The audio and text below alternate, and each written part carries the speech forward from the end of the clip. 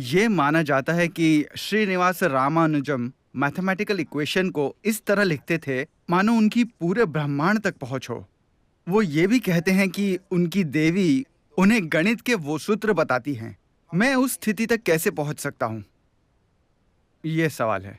पहले आपको एक देवी खोजनी होगी। आप सभी क्या फोन इस्तेमाल करते हैं? क्यों? आप फोन का इस्तेमाल क्यों करते हैं? पहले तो हमने फोन बनाया ही क्यों? क्योंकि हम बोल सकते हैं। अगर हमारे पास बोलने की क्षमता नहीं होती तो क्या हम माइक्रोफोन, टेलीफोन या ऐसी कोई चीज बनाते? हेलो? हमने साइकिल क्यों बनाई? क्योंकि हम चल सकते हैं, मगर हम और तेज चलना चाहते थे, इसीलिए हम दौड़ने लगे। दौड़ने पर पता चला कि उसकी एक सीमा है, हम उससे भी तेज जाना चाहते थे, इसलिए हमने साइकिल बनाई। मान लीजिए कि हम एक पेड़ की तरह होते, एक जगह पर फिक्स्ड, तो क्या हम साइकिल का आविष्कार करते? नहीं।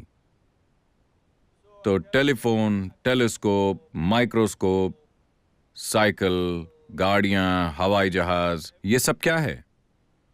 हमारे पास जो क्षमताएं पहले से हैं, हम उन्हें बेहतर बनाना चाहते हैं। हमने कोई ऐसी मशीन नहीं बनाई जिसकी क्षमता हमारे पास नहीं थी और अचानक से हमने कुछ बना लिया, क्योंकि हम उन चीजों के बारे में जानते ही नहीं। हाँ, हमारे पास जो क्षमताएं नहीं हैं, उन्हें जानने का हमारे पास कोई तरीका नहीं है कि उसका अस्तित्व है या नहीं। बस हमारे पास जो क्षमताएं हैं, उन्हें हम दूर तक ले जाने की कोशिश करते हैं।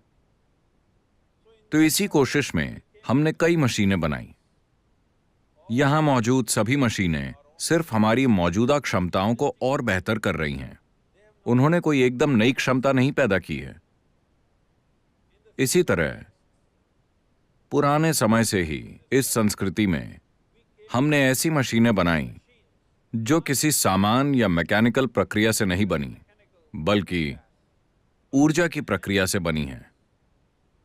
ऊर्जा की प्रक्रिया से बनी मशीन का अर्थ क्या है? देखिए, मान लीजिए कोई मर जाता है। आपने मरे हुए लोगों को देखा है? हेलो? कहां देखा? मैंने कभी नहीं देखा। आपने मरे हुए लोग देखे या लाश देखी? हां।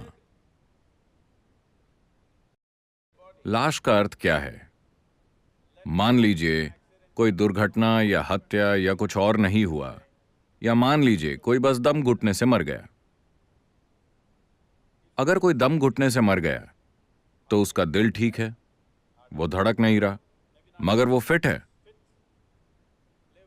उसका लिवर, किडनी, सब कुछ ठीक है, बस वो इंसान जिंदा नहीं है। सभी मशीनी अंग ठीक है, बस जीवन ऊर्जा नहीं है। तो ये भी एक स्तर पर एक ऊर्जा मशीन है कि नहीं? है कि नहीं? ये भी एक ऊर्जा मशीन है। उसके परे हमने मैकेनिकल अंग लगा दिए हैं। सभी मैकेनिकल अंगों के ठीक होने पर भी अगर ऊर्जा नहीं होगी तो ये काम नहीं करेगा। तो गहराई से देखने में हमें पता चला कि हम एक ऊर्जा मशीन बना सकते हैं मैकेनिकल अंगों के बिना, क्योंकि मैकेनिकल अंगों को रख रखाव और सर्विसिंग वगैरह की जरूरत पड़ती है। But if you just create an energy machine, it will simply function day and night. लेकिन अगर आप सिर्फ एक ऊर्जा मशीन बनाएं तो वो दिन रात चलती रहेगी। मान लीजिए आपकी मोटरसाइकिल या आपकी कार या जो भी आप इस्तेमाल करते हैं, मान लेते हैं आपका फोन, किसी मैकेनिकल पार्ट के बिना सिर्फ एक ऊर्जा मशीन होता। ऐसा भी हो रहा है, बड़ा फोन अब धीरे धीरे छोटा होता जा रहा है।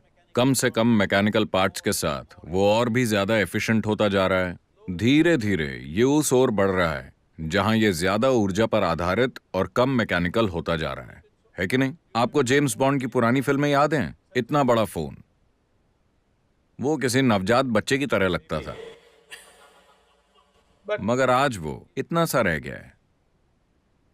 As जैसी कि अगले 10-15 सालों में उम्मीद की जा रही है आपका फोन बस आपके हाथ में छपा हो सकता है। बस इस तरह आप बात कर सकते हैं, या उतना भी करने की जरूरत नहीं है। अगर आप बस ऐसा करें तो जो आप कहना चाहते हैं वो कह देगा। तो अब हम मैकेनिकल से ऊर्जा आधारित मशीन की ओर बढ़ रहे हैं, एक बड़े बुलडोजर से एक कंप्यूटर तक। ये एक बड़ा अंतर आया है कि वो ज्यादा ऊर्जा पर आधारित और कम मैकेनिकल है। इसलिए हमने ऊर्जा मशीनें बनाई जिन्हें इस संस्कृति में देवी देवता कहा गया है। आमतौर पर हमने उन्हें मूर्ति कहा। इसका मतलब है आकार या रूप, एक रूप जिसमें कुछ खास चीजें करने की क्षमता है, ऊर्जा के रूप। तो अलग अलग रूप अस्तित्व की खिड़कियों की तरह हैं। आप अलग अलग आयाम खोल सकते हैं। यह सब भुलाया जा चुका है। आज अंधविश्वासों के रूप में उसे बकवास बना दिया गया है, वरना इसके बारे में साफ जानकारी हुआ करती थी। आजकल लोग इससे या उससे अपनी पहचान जोड़ लेते हैं, इसलिए उन्हें लगता है कि भगवान का मतलब उनसे संबंध जोड़ना है। नहीं, ये भगवान इसके लिए गलत शब्द है। ये देवी देवता या मूर्तियां हैं। इन्हें एक खास मकसद से बनाया गया था। अगर आपको बुद्धि चाहिए तो आप एक तरह के देवता के पास जाते हैं। अगर आपको डर लगता है तो आप दूसरे तरह के देवता के पास जाते हैं। प्यार में समस्या तो दूसरे तरह के देवता के पास। पैसों की समस्या है तो दूसरे तरह के देवता के पास। इस तरह उन्होंने ऊर्जा के रूप बनाए जिनका इस्तेमाल करना आपको सीखना होगा। ये प्रार्थना या पूजा के स्थान नहीं है। इन जगहों पर आप सीख सकते हैं कि उस मशीन का इस्तेमाल कैसे करें अपने फायदे के लिए। उन्हें कई रूपों में और क्षमताओं में बनाया गया। उन्हें लोगों की आनुवांशिक जानकारी से भी जोड़ा गया, जिन्हें हमने कुल देवता कहा, जहां वो सिर्फ उसी वंश के लोगों के लिए काम करेगा। यह एक बहुत जटिल प्रक्रिया है। तो रामानुजम दक्षिण भारत के थे। मैं दक्षिण का खास तौर पर जिक्र इसीलिए कर रहा हूं क्योंकि ये चीजें वैसे तो पूरे देश में थीं, मगर इस देश के उत्तरी हिस्से ने बहुत विदेशी हमले और तोड़फोड़ सहे। दक्षिण विंध्याचल पहाड़ों से दक्षिण के हिस्से में हम काफी सुरक्षित रहे। आज भी हमने कई चीजें कायम रखी हैं। हमने उत्तर की तरह कोई बड़ी उथल पुथल नहीं झेली। इसके कारण कुछ वैज्ञानिक प्रक्रियाएं अब भी जीवित और सक्रिय हैं जो एक रामानुजम का निर्माण कर सकी। रामानुजम ने ब्लैक होल्स के बारे में बात की लगभग 100 या 100 से भी अधिक साल पहले, जब ब्लैक होल का कोई कॉन्सेप्ट ही नहीं था। उन्होंने उस समय ब्लैक होल के लिए गणित बनाया जब ब्लैक होल का कॉन्सेप्ट ही नहीं था। विज्ञान हमेशा इस तरह आगे बढ़ता है, पहले कॉन्सेप्ट, फिर थ्योरी और फिर गणित। मगर उन्होंने पहले गणित बनाया जब कॉन्सेप्ट नहीं था, जब थ्योरी नहीं थी। जब उनसे पूछा गया, वो मृत्युशैया पर थे और गणित मानो उनसे बहकर निकल रहा था। गणित की कई नोटबुक्स बस यूं ही बह रहा था। लोगों ने पूछा, ये कहां से आ रहा है, ये क्या है? वो बोले, मेरी देवी के शरीर से गणित बहता है।